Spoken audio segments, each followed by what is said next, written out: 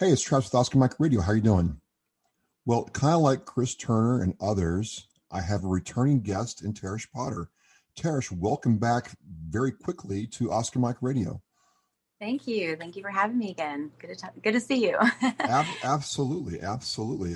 No Yes. problem at all. You were just on a couple weeks ago, it seems like, and a lot has happened since then. You're coming back to the Boondocks to support the Hearts are Warriors event, and I just want to say thanks. I mean, it was really great meeting you in January. Yeah, it was great meeting you too as well. And it was wonderful supporting our veterans at this event. I had such a wonderful time. So I'm so glad you're having me back. But it was a really special evening. So I really appreciate being invited back. It was great. And one of the things that was special, ladies and gentlemen, is very surprised, very hush hush.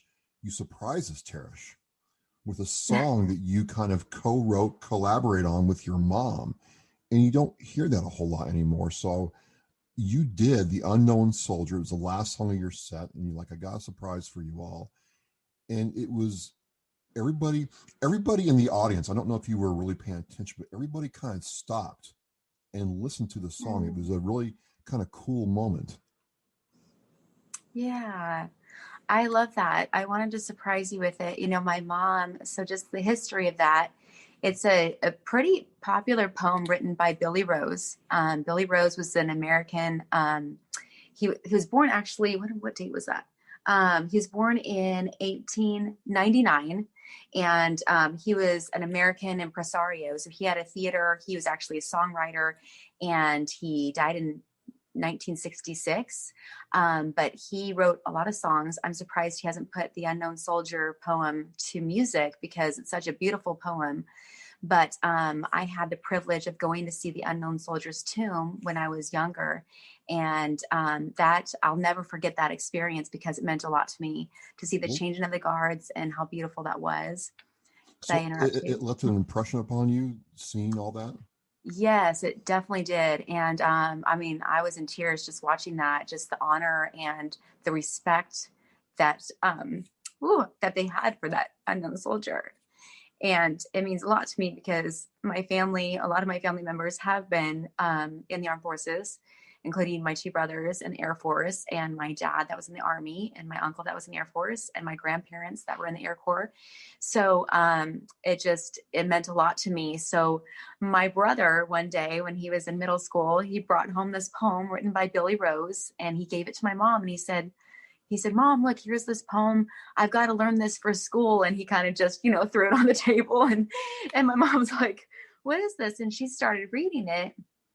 And growing up being entertainers, like I mentioned before, my mom had written 4 songs that we played on stage when we used to entertain on at the fairs and stuff.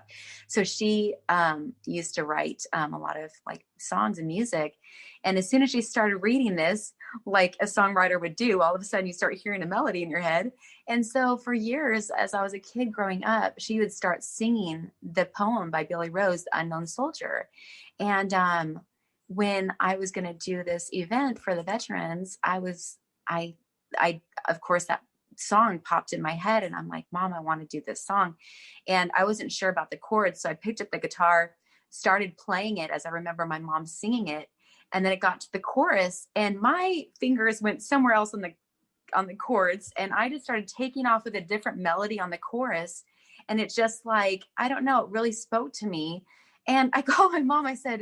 I go, Mom, do you mind if I change the song a little bit? And she's like, no. I go, listen to this. And she listened to it and she loved it. And so that's kind of like how we wrote it together. So sometimes songwriting takes on different phases, but I think it's such a beautiful sentiment, a beautiful poem, and such a beautiful message.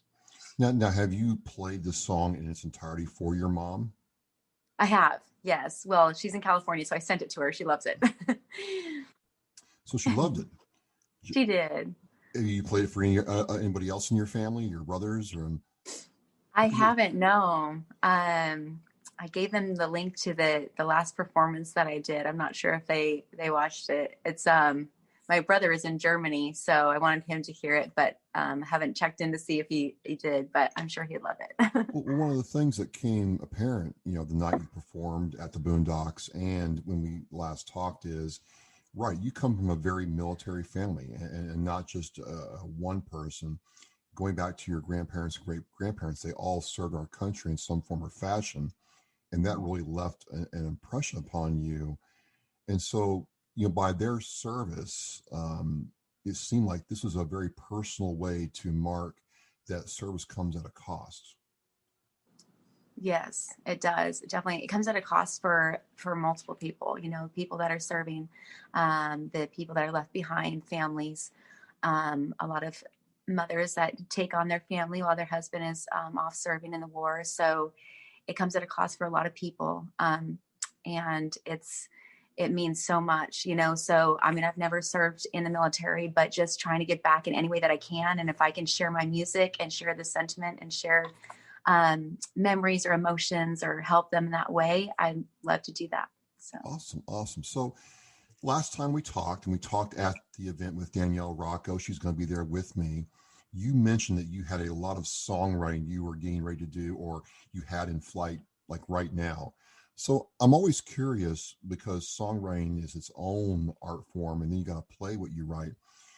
How do you approach songwriting? What goes on to have an idea and get those chords working? It's every experience in songwriting is very different. So I just Jacob Rice, I just wrote with. He performed last time I was there. We wrote a song, and the hook came to us very differently. It was going to be just a little snippet in the song, and he's like, "I like that as the hook." So it became the whole idea behind the song, and it's called Johnny and June Kind of Love, or actually Johnny June is the name of it. But I love Johnny Cash and June Carter, and so we wrote this song about how these two lovers have like a Johnny and June kind of love. And then I just wrote, I've been writing with people like all week, so I'm hoping to show you some new stuff when I come out there. But it just depends, you either go from your experience. When I go in with an artist, I kind of see, okay, do you want us to write a song for you, or do you want to write a song for me, or how are we doing that? Because sometimes if it's a male female, are we putting it in your perspective, my perspective? I wrote with an artist. He is amazing. He just sent me the final track. His name is Alex Jeffrey, and we wrote this song called I have all these songs in my head, but it's a song about letting go. He's going to put on his album called Learning to Let Go, and that's coming out in May, I believe. But it's called Without You. And when we got together, it's about the relationship with him and his ex-wife, and how they decided to part ways. And so the whole album is based off of them meeting, their wedding, and then what happened afterward. That's heavy stuff, Tarrish. It was really heavy. It was a heavy Right. moment.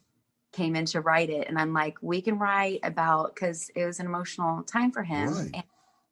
And I'm like, I don't want to step on your toes and be like, do you want to write about this? It was very fresh. So it was really, it was a really interesting, writing session. But, sometimes this song is like so beautiful, and it's sad to say, but like sometimes beautiful things come out of, heartbreaking moments. And so I'm really impressed with the rest of his album, and I'm excited for it to come out. So. Do you form a relationship with the song? Some artists, tell me that, that thing that they produce, whether it's a, catalog of music or just one album or one song, it starts to leave an impression upon them. It's not just something that they do, and every song, requires part of them. Do you find that happening, or is it what's unique to your experience? Yeah, as far as singing your original music, yes. When I was in a band in California, I would sing these songs, and and they're so heartfelt and touching, and sometimes at one point I was like, I can't sing these songs anymore because it was so painful to me, and so I had to take a break for a little bit because it really does get to you when you're writing about your own experiences. There's a song that I recently wrote about a touching, like an experience that I had that was painful to me. It's called Crying Sober. And so when I sing that, it's still kind of painful, but when I was going through that experience, by writing that song, it was able to release a lot of that pain, to put it into my guitar and be like, here, you take on this weight now because I don't want it anymore. So it might be, you might be wondering, like, why in the world is he asking me all these questions about songwriting, all this stuff? Well, it's because, I'm not. You want to write a song. Well, no. Well, be careful what you say to Michelle. The reason I'm asking is, what kind of music, Travis rolls to. And I'm learning more about your music. And a lot of country music is about like heartbreak and loss and like, my truck broke down and my dog left me, right? So, and my kind of music is not like that. So I wonder, pain seems to be a central theme in country music, and we're coming up to Valentine's Day. Mm-hmm. And so now you get to sing about love a whole lot, which is also the second theme I would say in country music is it's either about love or loss, one of those two, or both of them in the same song. So do you find that this time of year brings out more, I don't know, emotion, affection based, songwriting ideas than other times of the year? Or should Valentine's Day, Tarrish, should Valentine's Day be every day of the year? I don't know. Yes, Valentine's Day should be every day of the year. You should always be able to express your love for people, whether it be your friends or your loved one or whatever. But yeah, I mean, Valentine's Day, you should sing about some fun, upbeat love songs. I do have a love song I'm going to play at the next show since it's right around Valentine's Day. So, but it's a fun, poppy, like upbeat, cheesy song. So it's called Maybe This Is Love. And I wrote that as a theme song for a web series for it's like a Bachelor spinoff. So it's like The Bachelor, but it was a web series. And they asked me for a theme song. And I was like, well, I don't have any love songs, but I'm like, I wrote one overnight and I sent it over to them. I'm like, I have one. What do you think? And they're like, this is great. So they used it. So I'm like, cool. But yeah, so I'll play that one at the show. So my colleague and peer, Danny Rocco, who you met, and I have differing views on love and what it means. So it's always interesting having that conversation with her around this day, which is where Hearts for Warriors came from. This whole event that we're going to do this to celebrate, the heart of a warrior and love and togetherness on Valentine's Day. And I'm like the Scrooge McDuck of Valentine's Day. I'm like, it should be every day. We shouldn't have one day a year. We should do this. And what's love anyway? And this is when Michelle, who is like, well, I'll get listen to country music. You'll be loving it in no time. But that leads me to my next thing is you're doing this and you're starting to get your art going for 2021. Do you have anything coming up on the horizon? Performance-wise or recording-wise for the rest of this year? I am working on an EP. I want to have that released in the spring. So it'll be 5 tracks and just getting that ready. So it should be released hopefully end of March, early April. I also am working on a song that's song's finished. We're cutting it right now, and we're going to have a team from California fly out here to record the music video. So it'll be recorded on Broadway. It's a country song called Who the Heck is Luke Bryan? And very interesting. No, but Tarrish, I don't know who Luke Bryan is. This song is for you, exactly. I am. Do you really not know who Luke Bryan is? I don't know who Luke Bryan is. Oh my gosh. Well, this song is about people like you, my friend. So I'm so excited you don't know who he is because this is about you. Oh no. You don't want Michelle Baxter watching any part of this talk. Michelle, I hope you hear all of this. No, no, no, no, no. Okay. Don't admit that you don't know who Luke Bryan is. Now you do. See? So you're going to hear the song. It's going to be very educational. The song is very educational, very entertaining. My friend Scott Wesley Ross wrote it with me. He was the main writer on it. I'm just kind of the back end writer on it. But it turned out really great, and it's really funny. So we're going to have drones. We're going to have Hollywood shots. We're going to have Nashville shots. It's a true story about my first 2 days here in Nashville. And it's hilarious. He didn't know who Luke Bryan was. And I was like, what are you talking about? So that's what this whole song came out to be. Ooh, I'm not the only one. You're not the only one. So. Well, as we wrap this down, because I like I told Chris Turner, like there's a lot of good stuff. I want people to come to the Boondox February 12th for Hearts of a Warrior event to see Tarrish perform. So I'm not going to give you all the good stuff up front. No, you got to come earn it. There's going to be JJ's barbecue there, raffles, prizes, singing, dancing. It's all good. But just to go back a bit, you've been performing in some form or fashion all of your life.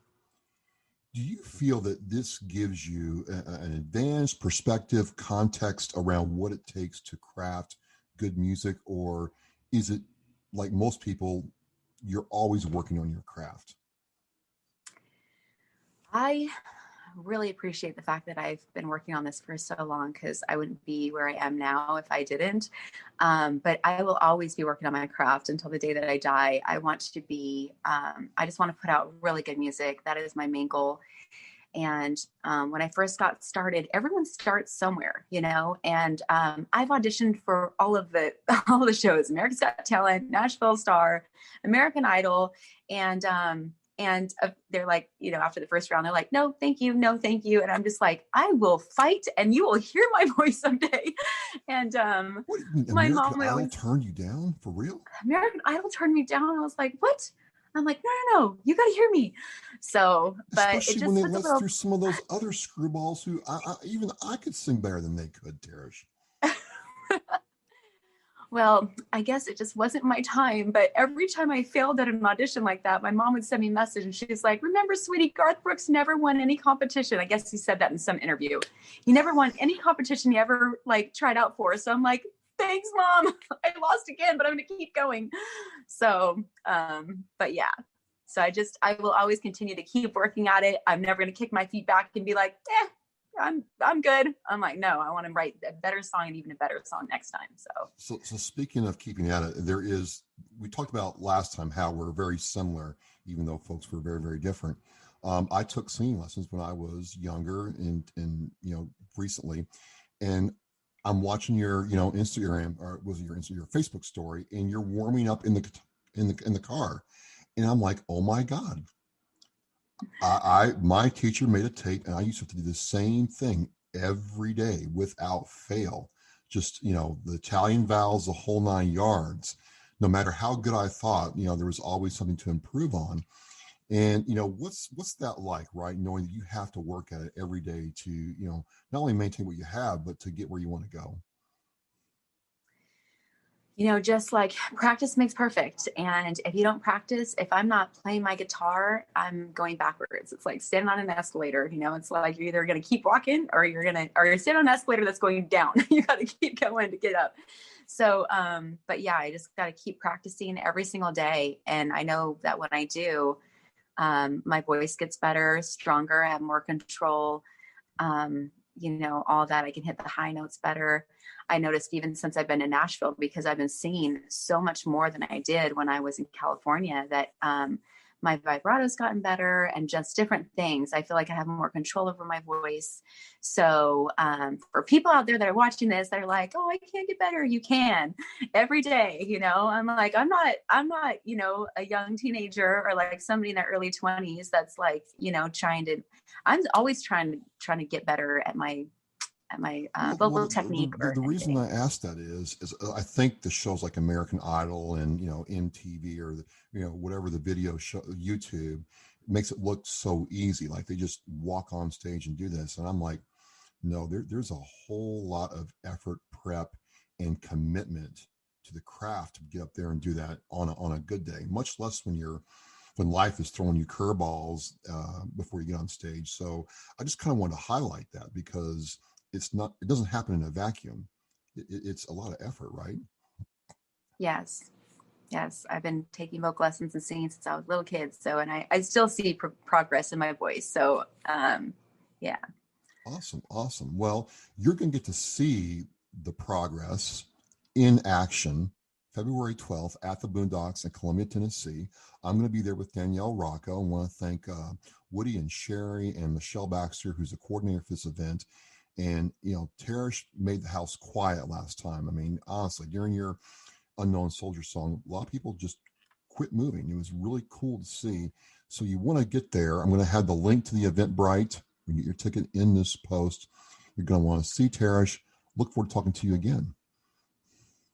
I look forward to it. Hey, thank you so much, Travis. I'm so excited to be there. So looking forward to meet all of you that are watching, meet new people, and make new friends. So. Well, as we say in Oscar Mike Radio, we are mission in flight. Tarrish, thank you again, and we will see you February 12th.